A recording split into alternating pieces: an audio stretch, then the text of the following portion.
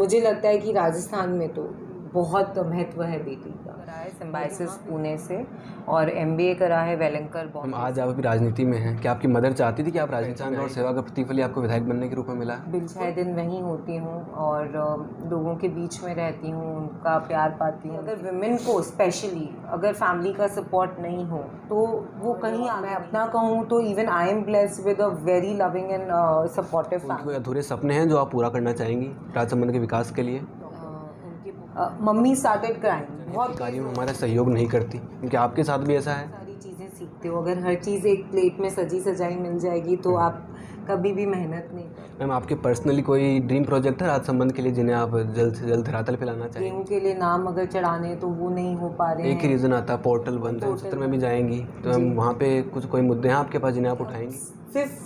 सिर्फ मैं ये नहीं बोलती कि घर के काम नहीं सिखाने चाहिए बेटी को, लेकिन शिक्षा का भी कांग्रेस सरकार की कार्यशैली के बारे में आप क्या कहना चाहेंगे मैम? बेटियों को नहीं, बेटों को भी शिक्षा देना बहुत ज़रूरी है कि उनको कैसे बिहेव करना चाहिए गर्ल्स के साथ, या उनको इन जनरल मैनरिज्म्स क्या होने चाहिए। नमस्कार, मैं रितेश पारिक स्वागत करता हूं आप सभी का द उड़ान साथ साथ में। आज की खास मुलाकात दिवंगत सांसद, विधायक व कैबिनेट मिनिस्टर श्रीमती किरण माहेश्वरी की सुपुत्री व वर्तमान राजसमंद विधायक श्रीमती दीप्ति किरण माहेश्वरी के साथ।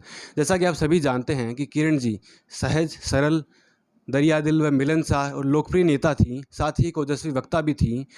किरण जी पूरी प्रतिबद्धता के साथ अपने कर्तव्यों का निर्वहन करती थी, जिन्हीं की बदौलत आज उनकी पुत्री को राजसमंद की जनता से इतना स्नेह व सहयोग मिल रहा है। तो आइए मिलवाते हैं आपको किरण माहेश्वरी जी की सुपुत्री व वर्तमान राजसमंद विधायक श्रीमती दीप्ति किरण माहेश्वरी से। मैम, सबसे पहले स्वागत करता हूँ आपका द उड़ान साथ साथ के मंच पे। धन्यवाद, बहुत बहुत धन्यवाद, और आपको बहुत बहुत शुभकामनाएं कि आपका ये यूट्यूब चैनल बहुत आगे बढ़े। Thank you ma'am. मैम, सबसे पहले आप अपनी एजुकेशन के बारे में बताएं। मैम, कहाँ से आपने पढ़ाई की और कहाँ तक आपने पढ़ाई की है? मैंने अपना 11th तक का स्कूलिंग उदयपुर से ही करा है, सेंट मेरीज़ स्कूल MMPS, और महाराणा मेवाड़ पब्लिक स्कूल है जो सिटी पैलेस में है, वहाँ से। उसके बाद 12th मैंने करा है अपना मोदी स्कूल है लक्ष्मणगढ़ में, वहाँ से।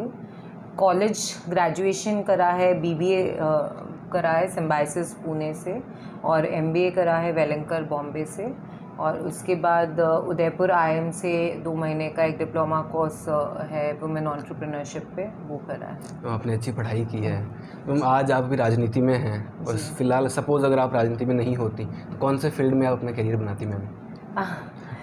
मेरे हस्बैंड को मैं उनके बिज़नेस में हेल्प करती थी, तो वहीं पे ऑफिस वगैरह जाना और अपने ही बिज़नेस को देखना वही करती थी। और वैसे मैं फुल टाइम मदर थी। मेरा छोटा सा बेटा है अभी 7 साल का, तो उस पर भी पूरा कंसंट्रेशन रहता था। तो हम आज आप अभी राजनीति में हैं, क्या आपकी मदर चाहती थी कि आप राजनीति में आएँ? कभी आपके बीच कभी ऐसी कोई बात होती थी? एक्चुअली नहीं, कभी भी ये बात तो नहीं होती थी हमारी, किसी का भी इंटरेस्ट नहीं था, ना ही मेरे ब्रदर का ना मेरा, कि हम लोग राजनीति में आए, और ना ही मम्मी का ऐसा कुछ था कि हम लोग इस फील्ड में आगे आएंगे, क्योंकि कभी भी इंटरेस्ट नहीं लिया। और एजुकेशन पे उनका बहुत फोकस रहता था। मेरे ब्रदर भी बहुत वेल एजुकेटेड हैं, और मेरी भी एजुकेशन बहुत अच्छे से कराई है मेरे पेरेंट्स ने।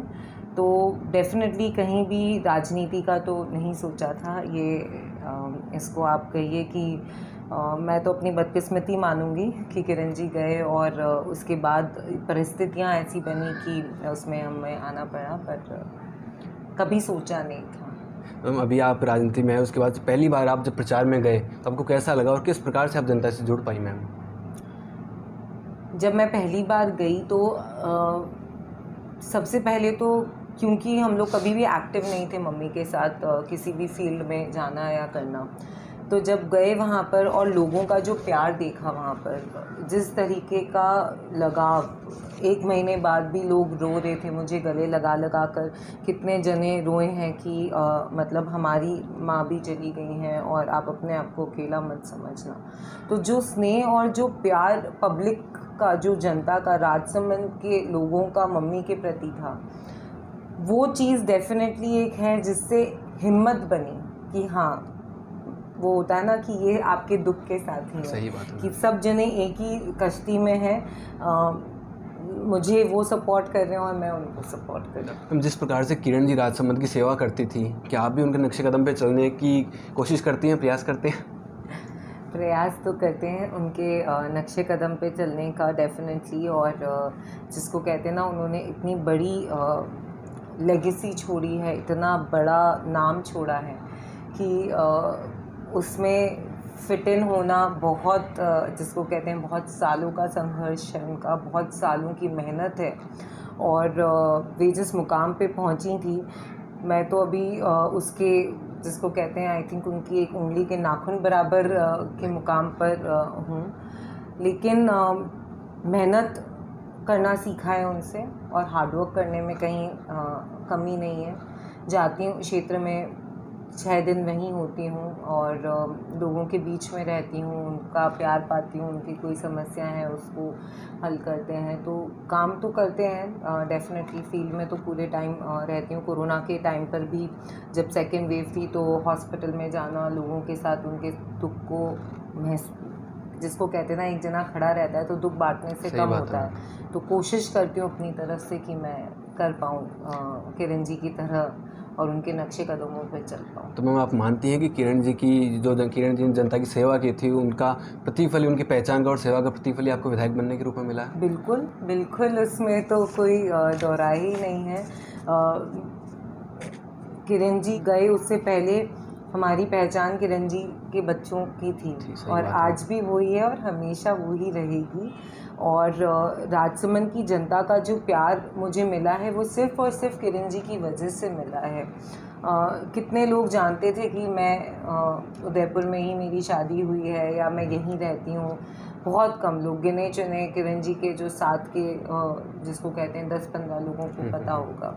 लेकिन आज पूरी राजसमंद की जनता पहचानती है तो वो किरण जी की बच्ची के नाम पर ही पहचानती है। अभी भी कितनी बार गाँव में जाती हूँ तो छोटे बच्चे हो गए या माएँ हो गई, वो अभी भी किरण महेश्वरी आ गई, किरण महेश्वरी आ गई, यही करके संबोधित करते हैं। वही है, मतलब डेफिनेटली ये तो उन्हीं के नाम का है, ये तो उसमें कोई दोहराए की बात नहीं है। मैम, किरण जी देश प्रदेश में कई बड़े राजनीतिक पदों पर रही हैं।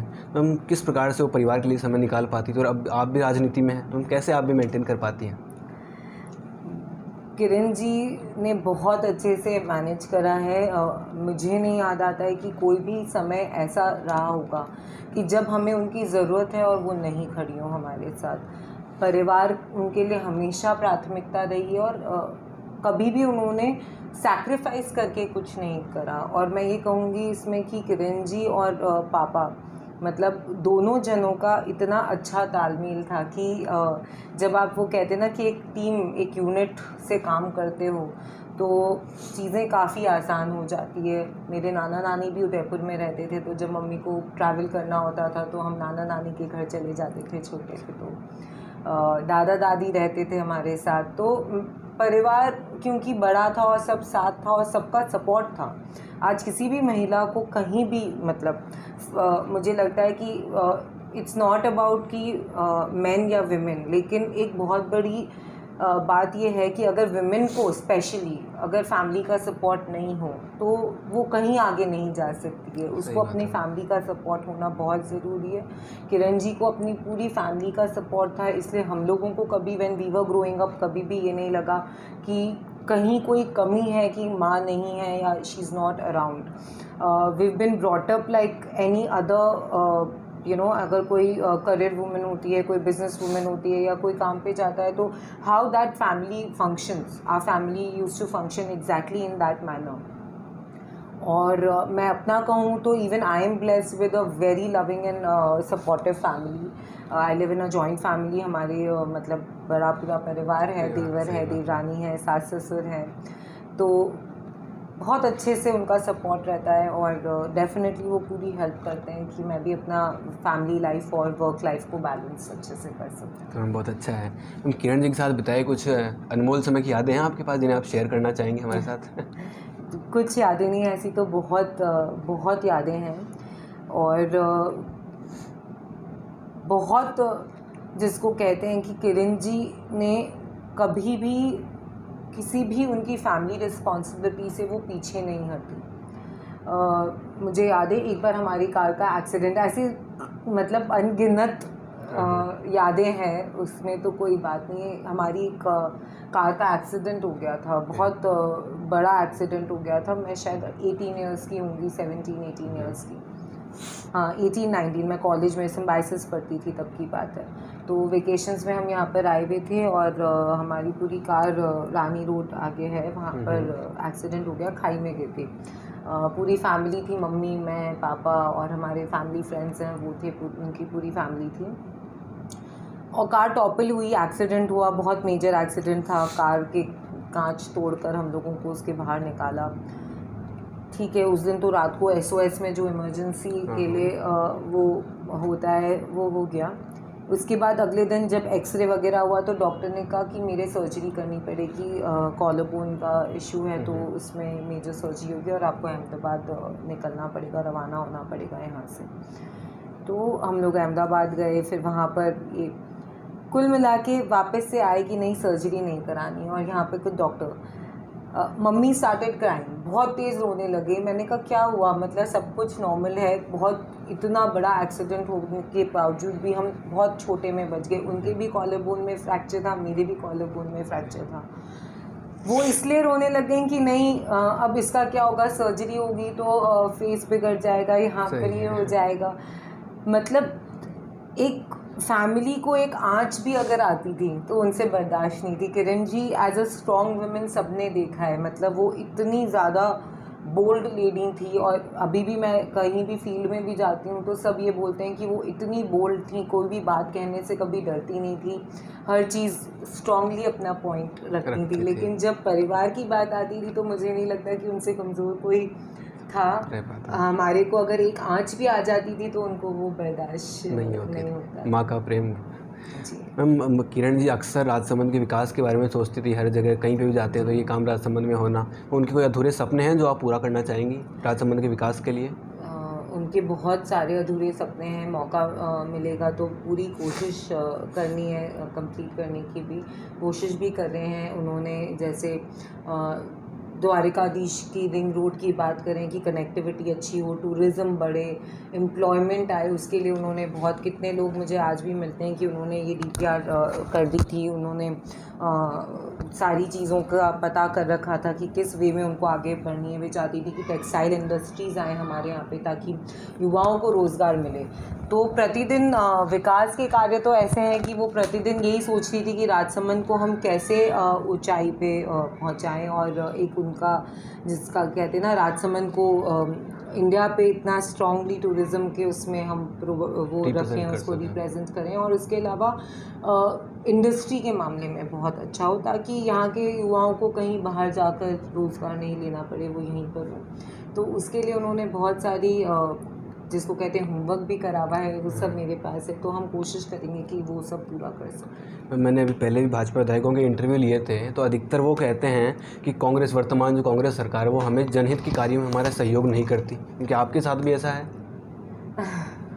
वो कहती हैं कि दोयम दर्जे का व्यवहार करते हैं, ये कि भाजपा वाले हैं तो कांग्रेस वाले हमें सपोर्ट नहीं करते, दोयम दर्जे का व्यवहार करते हैं विकास के कार्यों में। मैं ये कहूँगी कि स्ट्रगल बहुत बड़ा है और स्ट्रगल करने से आप बहुत सारी चीज़ें सीखते हो। अगर हर चीज़ एक प्लेट में सजी सजाई मिल जाएगी तो आप कभी भी मेहनत नहीं करोगे। सही बात है। तो डेफिनेटली स्ट्रगल तो है, करना भी पड़ता है और मुश्किल है, बहुत डिफ़िकल्ट होता है। कितनी बार हमारी बातों को नहीं सुना जाता है या इग्नोर करी जाती है, लेकिन जब लड़ेंगे तभी उसकी जीत की खुशी भी मिलेगी। सही बात है। तो इसलिए मैं तो उस चीज़ को पॉजिटिव वे में अगर कहना चाहूँगी तो मैं यही बोलूँगी कि अपनी तरफ से अगर हम स्ट्रगल करेंगे और मेहनत करके कुछ चीज़ हासिल करेंगे तो उसकी खुशी भी दुगनी होगी। सही बात है। मैम, आपके पर्सनली कोई ड्रीम प्रोजेक्ट है राजसमंद के लिए जिन्हें आप जल्द से जल्द धरातल पे लाना चाहेंगी? जल्द से जल्द धरातल पे लाना तो बहुत बड़ी बात आपने कही है, क्योंकि सरकार भी नहीं है। बहुत सारे कोविड के सिनेरियो, इस प्रकार हमारी लाइफ जिसको कहते हैं अनस्टेबल हो रखी है कोविड को लेकर, कि अगर हम कुछ सोचते भी हैं तो कहीं बजट देना चाहते हैं तो वहाँ पर नहीं दे पाते। अभी मेडिकल फैसिलिटीज़ में हमें अपना पैसा बहुत लगाना है। निर्देश भी ये है कि आप मेडिकल फैसिलिटीज़ को सुधारें। बट अगर आप मुझसे पर्सनली पूछें तो medical college is something that मुझे I really look forward to कि राजसमंद में एक मेडिकल कॉलेज हो, राजसमंद का जो हॉस्पिटल हो वो एक बड़ा हब बने, क्योंकि उसके आसपास क्षेत्र में बहुत सारे लोग हैं जो इम्पैक्ट होते हैं वहाँ के हॉस्पिटल से, और फैसिलिटीज़ अच्छी नहीं है। यहाँ तो उदयपुर आना पड़ता है लोगों को, या अहमदाबाद जाना पड़ता है, या भीलवाड़ा, चित्तौड़, जैसे भी उनके क्षेत्र से जो भी बड़ी सिटी पास में है। बट राजसमंद इटसेल्फ में कोई भी बड़ा हॉस्पिटल नहीं है, मेडिकल फैसिलिटीज़ अच्छी नहीं है। तो ये चीज़ें हैं डेफिनेटली। और शिक्षा के रूप में मैं चाहती हूँ कि राजसमंद में मैं कुछ कर पाऊँ, ताकि हमारे यहाँ के जो युवा बच्चे हैं उनको बहुत अच्छी एजुकेशन मिले और वो बहुत अच्छा है और आगे जा सकें। सही मैम। अभी वर्तमान में राजस्थान में कांग्रेस सरकार है, तो कांग्रेस सरकार की कार्यशैली के बारे में आप क्या कहना चाहेंगे मैम? सब लोग कहते हैं और सब आप लोग ने सुना ही है। अब कार्यशैली के बारे में तो ज़्यादा क्या बोलें। डेफिनेटली बहुत सारे प्रोजेक्ट्स हैं, बहुत सारी चीज़ें हैं जो धरातल पर होनी चाहिए और नहीं हो पा रही है। वेबसाइट्स बंद हैं, लोगों को गेहूं के लिए नाम अगर चढ़ाने तो वो नहीं हो पा रहे हैं। एक ही रीज़न आता है, पोर्टल बंद है। तो ऐसी कितनी चीज़ें हैं जो होनी चाहिए, जिसमें कोई बीजेपी कांग्रेस की मैं बात नहीं कहूँगी। अगर मैं गवर्नमेंट की बात करूँ तो ये सारी चीज़ें लोगों को हेल्प करती है कि उनकी लाइफ थोड़ी एट ईज़ हो, स्पेशली कोरोना टाइम्स जहाँ पर रोज़गार नहीं है लोगों के पास। तो मुझे लगता है कि कांग्रेस गवर्नमेंट को थोड़ा इस पर ज़्यादा ध्यान देकर और आगे करना चाहिए। पटवारियों की हड़ताल थी, इतनी लंबी चली वो हड़ताल, उसकी वजह से कितने जनों की डेथ हुई। तो उनके जो डेथ सर्टिफिकेट के लिए वापस चिरंजीवी योजना या किसी भी योजना में आप बीमा लेने के लिए आपको पटवारी की साइन चाहिए, वो लोग साइन नहीं करते। तो ऐसी कितनी चीज़ें हैं जो मुझे लगता है कि शायद अगर सही होती तो जनता को, नॉर्मल जो जनता है जो बेचारी नहीं जानती कि हम किसी मिनिस्टर के पास जाएं कि हम एमएलए के पास जाएं, उनको सुविधा मिलती। और ई मित्र और इनके मतलब जो हैं काम वगैरह, इसमें भी मुझे लगता है कि थोड़ा सा और ट्रांसपेरेंसी हो काम में। और क्योंकि कुछ ई मित्र हैं जिनके लोग फटाफट पास हो जाते हैं, कुछ ई मित्र हैं जिनके नहीं होते। तो ये सारी एक बिना किसी बीजेपी कांग्रेस के चले ताकि लोगों को मदद हो। तो उसमें मुझे लगता है कि कहीं ना कहीं कांग्रेस गवर्नमेंट की एक लैकिंग है उन लोगों को बहुत। और अगर मैं कमेंट करूं तो मुझे लगता है कि इवन जब हम अपराधों की बात करेंगे तो इतने अपराध हमारे राजस्थान टॉप पे, मतलब one of the peaceful state माना जाता था। When we were growing up हम सुनते थे कि यूपी में ऐसा हो रहा है, या दिल्ली में इतने रेप केसेस हैं, या ये है वो है। We used to feel so protected that हमारा स्टेट इतना अच्छा है, we come from such a nice state कि लोग भी यहाँ पर अच्छे हैं और अपराध इतना नहीं है। पर आज की डेट में अगर मैं बोलूं कि अपराध इतना बढ़ रहा है तो डेफिनेटली हमारे गवर्नमेंट की कहीं ना कहीं फेलियर है कि ये अपराध इतना बढ़ रहा है और कंट्रोल नहीं कर पा रहे हैं। अभी आप मानसून सत्र में भी जाएंगी तो हम वहाँ पे कोई मुद्दे हैं आपके पास जिन्हें आप उठाएंगी? डेफिनेटली हमारे यहाँ पे तो हिंदुस्तान जिंक दरिबा का एक बहुत बड़ा मुद्दा है, रोज़गार का बहुत बड़ा मुद्दा है, जो मैं डेफिनेटली बोलना चाहूँगी कि उसमें हमें कुछ करना चाहिए, क्योंकि बहुत यंग बच्चे हैं। देखिए मैं आपको अगर फैक्ट बात कहें हम लोग तो आज अगर यंग बच्चों को रोज़गार नहीं मिलेगा तो वो गलत आदतों में जाएंगे। सही बात है। फ्री टाइम होता है, वो कहते हैं ना खाली दिमाग शैतान का घर होता है।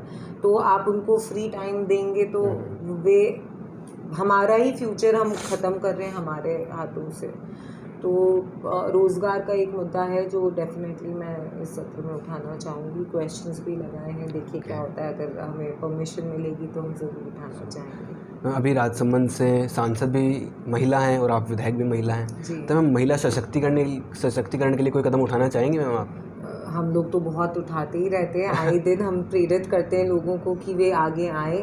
और दिया जी खुद स्वयं इतना बड़ा रोल मॉडल हैं सबके लिए, और वे भी बहुत कोशिश और बहुत प्रयास करती रहती हैं कि विमेन आए। हम लोग स्किल डेवलपमेंट में भी काम कर रहे हैं। इनफैक्ट अभी किरण जी के समय में उन्होंने स्यूइंग मशीन्स कुछ एक NGO को दिलाई थी, और कि महिलाएं सीख सकें सिलाई और सेल्फ डिपेंडेंट हो सकें, मतलब इंडिपेंडेंट अच्छे से हो सकें और अपना खर्चा घर का या एटलीस्ट अपना खुद का खर्चा तो निकाल सही बात सकें। है। तो वो कोर्सेज हम वापस से स्टार्ट करने वाले हैं। तो ऐसी कितनी चीज़ें हम करते रहते हैं हमारे बेसिस पे। और हमारे पास अगर कोई भी महिला आती है तो मैं तो डेफिनेटली ये कहती हूँ, इनफैक्ट अभी एक पिपलांत्री में एक कार्यक्रम था, वृक्षा वन महोत्सव का कार्यक्रम था। उसमें पूरा उन्होंने वो बनाया है बड़ा सा एरिया जिसमें उन्होंने पेड़, तो वहाँ पर कॉन्सेप्ट ये है कि जब भी बेटी पैदा होती है तो उस बेटी के नाम का एक पेड़ लगता है, और जैसे जैसे वो पेड़ बड़ा होता है बेटी बड़ी होती है, और कुछ मॉनेटरी हेल्प भी वो लोग करते हैं उनकी तरफ से। प्रधानमंत्री योजना है जो सुकन्या योजना है, उसमें भी उससे जो उसकी निधि है वो उन बच्चियों को दिलवाते हैं। 21,000 रुपये का जो अमाउंट है पोस्ट ऑफिस में अकाउंट खुलवा के, और वो पूरा हेल्प करते हैं। बहुत अच्छी बात थी वो।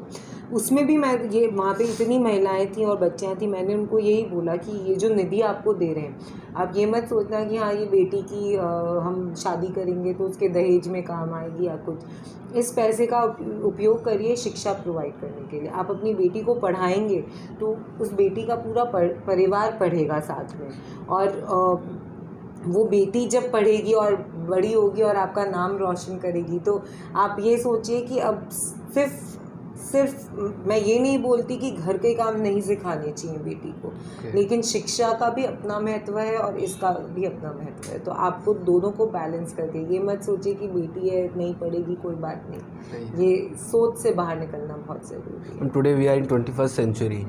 एक तरफ अपन देखें, एक सिक्के के दो पहलू होते हैं। वो बात है कि आज अपन देखें तो एक तरफ तो महिलाएं राजनीति में, शिक्षा में, खेलों में खूब आगे बढ़ रही हैं, और दूसरी तरफ आज भी कन्या भ्रूण हत्या, बाल विवाह, दहेज जैसी कुप्रथाएं अपने समाज में व्याप्त हैं। तो इस संदर्भ में आप क्या कहना चाहेंगे? मैं ये कहना चाहूँगी इसमें कि हम बहुत आगे बढ़े हैं इस चीज़ में। डेफिनेटली हम अभी भी इन समस्याओं से जूझ रहे हैं, लेकिन जो आंकड़े पहले हुआ करते थे, आज से 50 साल पहले जो आंकड़े हुआ करते थे, हम उससे कई गुना आगे बढ़े हैं और हम कई गुना बेहतर भी हुए हैं। डेफिनेटली ये एक फ़ाइट है जो हमें लड़नी है, लेकिन मैं ये कहीं ना कहीं मुझे ये लगता है कि ये सारी चीज़ें एजुकेशन से रिलेटेड होती है। अगर आप शिक्षित हैं, आपकी सोच डेवलप्ड है, आप की सोच एक दक्यान्यूसी नहीं है, प्रोग्रेसिव सोच है, जिसको कहते हैं कि if your thinking is progressive, तो आप कभी भी आगे बढ़ने का सोचेंगे। आप ये सारी चीज़ों पे इतना ध्यान नहीं देंगे। समाज की कुछ टैबूज़ हैं, कुछ चीज़ें हैं जो प्रथाएं हैं, बहुत सालों से चली आ रही है, जिसको कहते हैं 100-150 सालों से चली आ रही है। तो कहीं भी अगर आप देखेंगे तो एक जो थिंकिंग होती है ना, उसको ब्रेक करने में बहुत मुश्किल होती है। जो लेयर है थिंकिंग की, हमारी जो सोच की लेयर है, वो इतनी चौड़ी है कि आप उसको धीरे धीरे धीरे धीरे तोड़ सकते हैं। एक रात में आपकी थिंकिंग कभी भी किसी चीज़ को लेके चेंज नहीं होगी। तो इस मैटर में भी मैं यही कहूँगी कि हमारी सोच बदल रही है। बहुत टाइम लगा है कि हम यहाँ तक भी पहुँचे, आज कम हुए हैं, आंकड़े भी कम हुए हैं। अगर आप भ्रूण हत्या या बाल विवाह की बात करें तो आजकल लड़कियाँ सोचती हैं कि हम हमारी चॉइस से, हमें उससे पढ़ सकती है या नहीं पढ़ सकती है, तभी हम आगे शादी करेंगे। तो वो चीज़ें चेंज हो रही है, समय और लगेगा डेफिनेटली, और हमारी तरफ से तो हम पूरा प्रयास करते हैं कि सबको ये बात बहुत अच्छे से समझाएं। और मुझे लगता है कि राजस्थान में तो बहुत महत्व है बेटी का, और यहाँ पे तो लोग काफ़ी चेंज हुए हैं पहले से। महिलाओं के लिए कुछ संदेश देना चाहेंगे आप? महिलाओं के लिए मैं यही संदेश देना चाहूँगी कि आप सब जने बहुत अपने आप में, आपको कॉन्फिडेंस होना बहुत ज़रूरी है। आप कुछ भी करें, अगर आप पूरे परिवार को का पालन पोषण कर सकते हैं तो आप कुछ भी कर सकते हैं।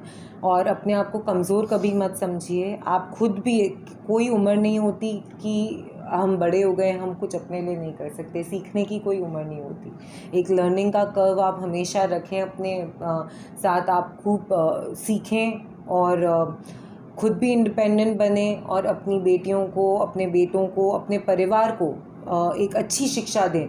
मैं ये कहूँगी डेफिनेटली कि सिर्फ बेटियों को नहीं, बेटों को भी शिक्षा देना बहुत ज़रूरी है कि उनको कैसे बिहेव करना चाहिए गर्ल्स के साथ, या उनको इन जनरल मैनरिज्म्स क्या होने चाहिए। तो आप उन सब चीज़ों का ध्यान रखिए और डेफिनेटली हम सब मिलकर, एक साथ मिलकर बहुत जिसको कहते हैं मजबूत राष्ट्र और कर सकते हैं अगर हम सब एक हो जाएं। ओके, तो जैसा कि आप सभी ने देखा कि हमने दीप्ति जी माहेश्वरी से बात की, इन्होंने हमें बताया कि किस प्रकार से आज भी किरण जी की यादें इनके साथ हैं और जब भी ये फील्ड में जाती हैं तो आज भी उनके नाम से इनको जाना जाता है और उनकी छवि ही हमें इनमें देखने को मिली है। तो मैम, थैंक्स अ लॉट हमारे साथ जुड़ने के लिए। Thank you so much.